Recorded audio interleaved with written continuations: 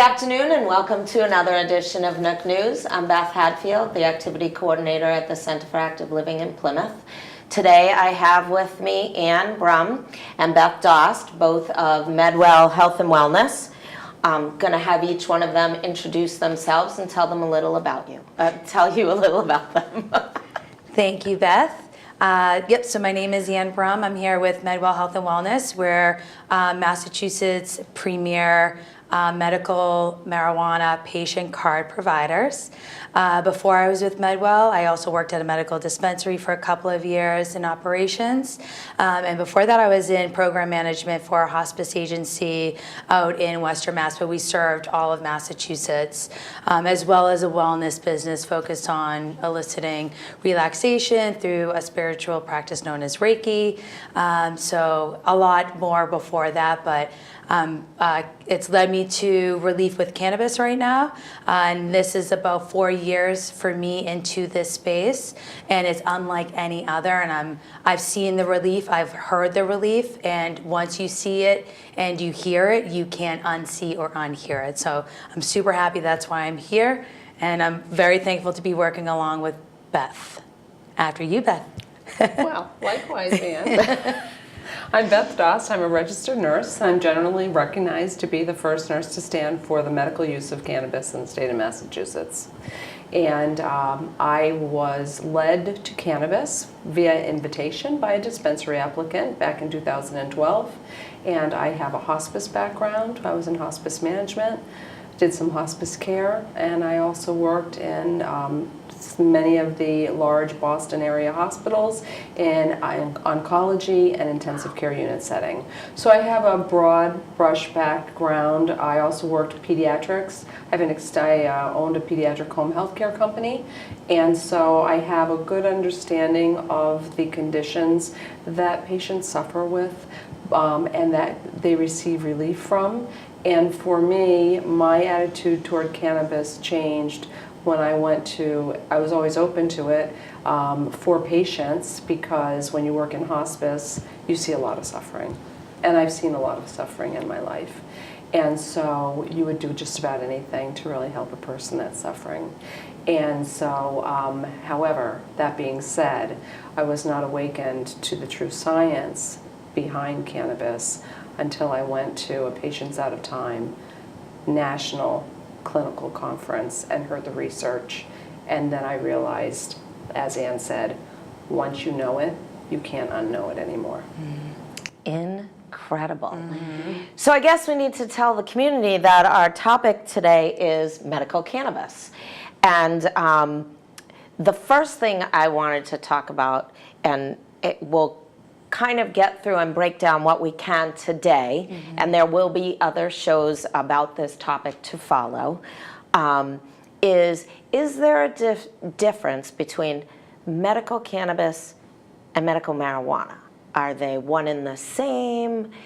There are a lot of names out there, and what are the differences? I don't know who wants to talk first, so... So cannabis is actually the name of the plant. Botanical term of it. Okay. Right. It's cannabis something else. Do you know? I think it's sativa. Aruduralis. It is sativa. I actually have it. Yeah, it is cannabis ruderalis is what the term I've seen used before. Okay. And so cannabis, that's actually the name of the plant. Okay. And so marijuana is actually the name that was put into the state nomenclature in the law. Okay. And however, marijuana was first coined and really used in this country to vilify the plant. And we can talk about that as we discuss the history of cannabis. So you will almost never hear marijuana coming out of my mouth, because I changed the way you address it. Yes, which I believe is appropriate to cannabis. And the active ingredients that the cannabis plant produces is known as cannabinoids, not marijuana-noids. That's true. I'm sorry, So but you're right. Clinically It makes speaking, they're referring to the plant by its botanical true. term and not by this other term that's not So the other botanical. term, really, it's just the common term that people created. So we really need to, as a community, talk about it as cannabis. And if you're referring to it as cannabis, then we're referring to it medically or in a better fashion. Because Not We're actually referring to it accurately. Accurately. That's how I would describe Okay. it. Yes. Because I think if you were to say that you use marijuana, it might be in a more recreational usage. But if you were to say that you're now taking cannabis, people might look at it in a different manner. And that's part of the reason why the American Cannabis Nurse Association and people that are involved with the science of cannabis and physicians generally call it cannabis. Okay. Because that is, an impression that people do derive is that it sounds more regal. It is the name of the plant. And marijuana was brought, might as well just jump into it. Historically. Historically, yeah, but also we do have a medical use of marijuana program in Massachusetts. Right. So even at a state level and at a domestic level, it's still known as the medical marijuana program. Okay. Yeah. So, but clinically speaking, botanically speaking, it is known as cannabis. So Okay. whether it's marijuana or cannabis, can it be used medicinally, however you call it? Absolutely, yes. And we will talk about that, meaning your endocannabinoid system and that you have a system that's designed to receive the chemicals that the plant produces. And of course, the law softened the term marijuana by the law was the humanitarian use Okay. of marijuana. Okay. Okay, so In in Massachusetts, so it humanized it by calling it the humanitarian use Okay. of marijuana. So you can see that even if they had said cannabis, no one wouldn't have probably known, many people might not have known really what they were talking about. And so I can't fault the state for Right. its terminology. Yeah. It's just that as you study more and more, which it just seems to be endless, the topic, you come to change a little bit how you word. You're more careful as you become more educated about the plant. Right. Okay. And there was the Marijuana Tax Act in 1937, which essentially placed a heavy tax on patients to afford it when doctors are writing the script, and it just made it really, really expensive. But when they were legislating for it to be made illegal, they were calling it marijuana and not by its botanical term cannabis. So when doctors were legislating, hey, we really still want access to this post-1937, they were referring to it as cannabis and not as marijuana. So when they were like, oh yeah, make it marijuana legal, it was like, what is marijuana? So there was some trickery behind it. Good marketing. No, good really marketing and good marketing. advertising. So, Well, historically, it was used. We could just jump right into that if you want to. Go right ahead. Historically, cannabis has been used for 9,000 years. The first documented use for pain was by the Chinese about 5,000 years ago. And so we have always known as a human species that cannabis, an adaptogen herb, has been used to mitigate all sorts of symptoms that humans experience. Right. So it was on the pharmacopoeia, and it was actually used. So any of your viewers that are watching this that were born before 1940, 1935, they have already used cannabis in it because it was in many, many medicinal preparations. was it smoked or was it taken as a capsule It was or an typically ointment or a taken tincture? as a syrup. Yeah, Typically, like a as liquid syrup, preparation. like a cough Okay. syrup. And then we do have some images of some old tincture bottles from 1928 that shows cannabis indica as one of the ingredients in there. So it was a widely used, if not the most used medicine that they were prescribing for patients to have relief from prior to 1937. Right, prior to the chemicalization, the pharmaceutical age, we used a lot more of naturopathic. Naturally, Right. yeah. Right. So do you medicines. feel like other countries, as I think they are a lot, more advanced about the use of cannabis than the United States was? I can think of one.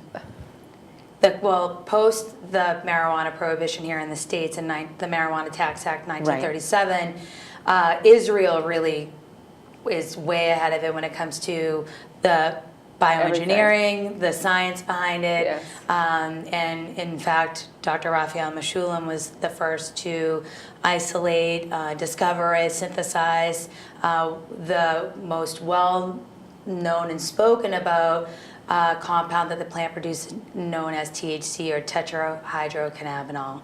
So they've been doing it since the early 1960s. Wow. At a government level, like at a research level. Right, right. So they're ahead of it, way ahead of it as far as research and policy and law, and it's just way ahead of it. So what happened basically was that there was a prohibition against alcohol back in the 30s and Right. the 20s and 30s. And the Mexican immigrants brought in their cannabis with them, and they grew the cannabis. And so when prohibition ended against alcohol, the sales of alcohol by the large, and there had been a lot of money invested into alcohol, expecting this boom. It didn't rebound, it didn't boom exactly the way they had hopes it would. And so they felt that cannabis was a competitor. So they vilified it by calling it marijuana. There was a lot of stigma. There was some bigotry involved in this whole movement to get rid of cannabis. And when they got rid of cannabis, we got rid of the marijuana fields, we also got rid of hemp. And hemp, we'll talk about hemp and how it differs from marijuana, from cannabis, the totality, the whole plant of cannabis. Hemp is cannabis without THC. And so it's been used industrially, it's been used, to make boxes. We even ingest Feed. it. And Feed for our animals. animals fed Right, on we it. do feed, yeah. And what happened was when they took it out of the grasses, they took hemp out of our grasses that our animals ate. We no longer fed our internal endocannabinoid system with cannabis-rich food. And so there are physicians, in particular Ethan Russo comes to mind, who have postulated that the uptick in chronic diseases, including Alzheimer's, including autism, diabetes, etc., comes from our food source and also comes from the lack of cannabinoids that we are ingesting as humanity, as a human race. And so when I speak before professional groups, I often say that the lack of available cannabis, I believe to be one of the largest international health crises that we are facing, because as a society we're just getting sicker and sicker. And we had a discussion before the show began, and we were talking about the cannabinoids. So, and the cannabinoid system. So, do we know, I guess I have two questions. Do we know when they actually stopped using hemp in food? And can we make a direct correlation to things changing in humans? And how can we explain the cannabinoid system to our viewers so people can understand a little bit about what we're talking about? Well, there are researchers that would say, yes, we can make a distinction between the time that we took hemp out of our grasses because we replaced hemp with GMOs, and hemp industrially was replaced with plastic. Oh my gosh. Yes, and so that's one of the things that we can say about it. And so the other thing that we can say is that we all have an endocannabinoid system, and that system is the largest mother modulator in your body. You make your own cannabinoids.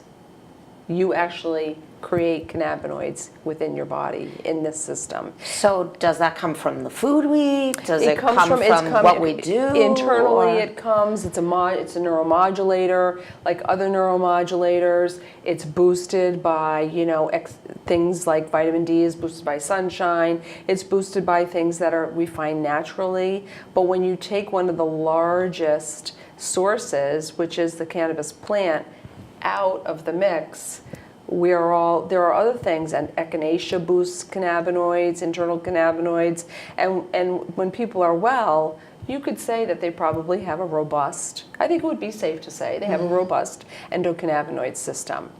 In disease, that's why we're starting to see, with the use of cannabis and the increased use of cannabis, remarkable results across so many diseases, because the endocannabinoid system is the largest mother modulator in the human body, 2 primary receptors, CB1 and CB2s, and it looks to restore, refresh, and create homeostasis in your body. And so it's always looking to create that homeostasis, and it's a neuromodulator, and there's a special ligand that allows that interchange on the cellular level with cannabinoids. Okay, so can you explain neuromodulator just for those people that may not understand what that is? The mother modulator. What that means? So it basically means that in order for your body to work effectively, Okay. there are neurons that secrete modulators at the synapse of the nerve, at their endings. Okay. They're picked up, Okay. they're released, they're picked up, and if we talk about opiates, that's why people have craving for opiates, because their opiate receptors have been stimulated, and then they get used to being stimulated by the opiates. You withdraw that, it causes distress. Okay. Cannabis has a very unique way. It's quite scientific. There's a downward regulation that shows that the cell is actually deficient in a cannabinoid. Okay. And then your circulating cannabinoids will seek out and find. I kind of describe it, that little hole, and there will be an exchange. And there's a special ligand that allows for that exchange on the cell membrane. Okay. And so when I tell people, what I basically say is 2 things. If you look at the Chinese acupuncture map, and you look at the endocannabinoid system, if you lay them over each other, they're almost kind of match. And so it's kind of interesting that the Chinese had an innate knowledge of the endocannabinoid system without knowing it was the endocannabinoid system. Isn't that incredible? And then the other thing is that if you think of it as a chain with many, many links, Okay. and there are receptors in your nervous system and in your brain, etc., and then in your organs and different receptors. Think of it all as a chain, as a link, all a link of you link One chain, long link one of long chain. link of chains. Okay. Right? And if there's a link missing in that chain, the cannabinoids will fill it. That's kind of the easiest way I think of as describing it to people. Okay. And there are many people in disease that have missing links. Wow. Yeah. That's Would you not agree? Definitely, you have incredible. You have cannabinoids that you produce as a human being or as a mammal, and then you have phytocannabinoids that the cannabis plant produces that you can take externally. So that's Right. And then there's one other way of, and then the cannabis plant's not the only plant that produces cannabinoids like either. I had just given the example of echinacea. Echinacea, Right. But yeah. even sunshine, good living, good eating, all of that. And remember, if we used to get it from our food source, most people had a robust cannabinoid system. Right. And I often wonder about population that we would consider, an elderly population of patients over, or people over 85. This is the greatest generation. Right. This generation has, they say, well, the next generation life may not extend much farther than what we're seeing now in so many healthy seniors. And when you think about them, they were exposed to cannabis as children because it was in their cough preparations or their cold preparations or something that might have settled them down for bedtime, and it was just given to them. Right. And so every time it was given to them, it boosts it. So they had an early boosting. So anybody that took cough syrup from their mother before the late 30s, Right.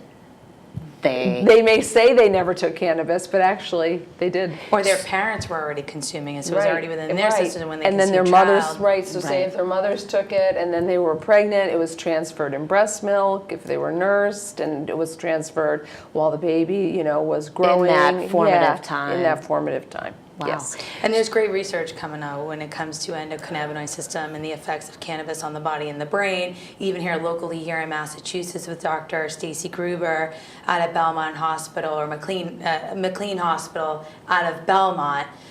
She has the MIND program and has been studying the effects of on the brain for the past 2 decades plus. For cannabis on the brain? Yep. Okay. So MIND, M-I-N-D, Dr. Stacy Gruber. So it's been here, it's been happening. There is relatable information that's documented, studied, that's been happening in Massachusetts, never mind the states, and it's here. Like it's not It's going here and anywhere. it's not going It's not anywhere, going and that's anywhere. something we talked about. And maybe more than ever, it's even more important. You alluded to the greatest generation, and we don't have that much more time left, but I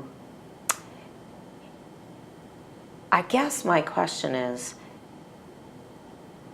how can we begin to help them, or how can we explain to them what the benefit is, which will end up leading us into another show, but I mean, they just got to try it for themselves. I mean, you just really have to get access to safe, regulated product. There is no right dose for the right person with a similar condition. Everyone has their own individual endocannabinoid system, and they're going to respond to the product very uniquely to them, even perhaps on a day-to-day level, compared to someone that is doing this preventatively and having some kind of therapeutic regimen or wellness regimen, to someone that is at end of life and they would rather have access to a product that's going to allow them not to be snowed and sleeping for the last 4 to 6 weeks of their life here, and would rather have relief but be cognitive and aware with access to cannabis. So I would just say just to try it, medically especially. are you finding that it's more in tincture? Is it more in inhalation therapy? How? Depends. It really depends. Obviously every situation is different. Definitely in the aging population or the senior community, it seems like that which is of ease of use, which tends to be of tincture or something that's more mainstream, like of a capsule, or something of a topical nature, or something of a transdermal patch. That seems to, then you have the veteran population that seems to be very familiar with inhalation use, and they would prefer to experiment with that, but many of them seem to be transitioning into experimenting with more of a long-term relief that tincture or a capsule or a transdermal patch may provide for them. So it really depends on the circumstance, but just to try it, and that's something that's safe, that's been tested, that's regulated, and if they feel like they would benefit as a medical patient, the process of becoming a patient is really easy. It's not rocket science. It does cost time, it does cost money, and we could talk about with the emerging adult use market that's now here, and what does it mean for the medical program. But if you feel like you would benefit as a patient from a therapeutic continuity of therapeutic relief for with cannabis product, it makes sense to make the investment into yourself to have the option and access to find relief with medical cannabis. So in the tincture or the capsule, even the transdermal patch, do they come in prescribed doses? Like different strengths, Yeah, you mean? they do. You They know, do. like medication comes in 50 milligrams, Yep. 100 milligrams. But Are your we- doctor will probably not tell you what to take. I typically look at it this way. How do you want to feel, and what is your problem? Okay. And you need to know how cannabis affects you. And you can do it very quickly. You can inhale it one time, take one puff, wait 4 minutes, see how it affects you. If you feel nothing, take another puff, wait 4 minutes, see how it affects you. Eventually, you'll know where you're at. Okay. Dr. Dustin Sulak recommends under the tongue, Okay. rapid onset. These are rapid onsets, small dosing. Okay. I would not say eat a big brownie. So we'll talk a lot about this, dosing and different conditions and why it works and how it works to the best of our knowledge. But for now, I would say that it's best to actually go ahead and get your card and see a qualifying physician. So, Try it for yourself. Well, we only have like 2 minutes left. Do you want to explain how people can get qualified to get their card and be able to get Sure. medical cannabis? The Massachusetts Medical Cannabis Program, Medical Marijuana Program, has allowed for over 250 or so qualifying conditions that can be found on MedWellHealth.net website. And so if you have one of those pre-qualifying conditions, we recommend that you would set up an appointment. You can go to our website, you can give us a call. We have a live chat feature. We also do home visits, so we'll come to you if you don't feel like you can come out to us. Really, really easy. But the process is we have a patient intake form. You do get your pulse taken, your blood pressure taken. You create a bona fide relationship with one of our practitioners. And as long as they feel like it would be of benefit, they provide you with the written recommendation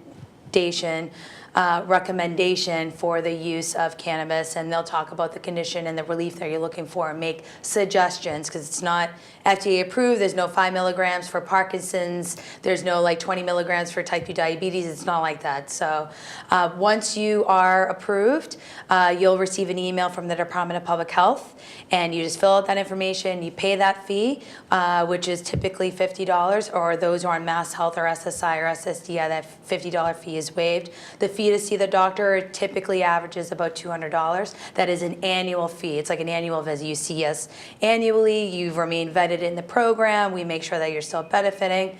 So, but yeah, so really easy. You'll get a temporary card, and then you'll get your permanent card, and then you're off to a visit to a dispensary and or receiving a delivery from a dispensary. So, Well, we have run out of time for Yes. today, but this has been a very interesting discussion of which that doesn't end right here, right now. You will definitely see these ladies again over the winter. We will be back sitting in these comfy chairs to talk to you again. Ladies, thank you so much you, for Beth. joining me Thank you, today. I hope we educated you a little bit more on medical cannabis. If you have any questions or concerns, there will be the MedWell website, or any comments, you can always email me at the address below. Thank you and have a great day.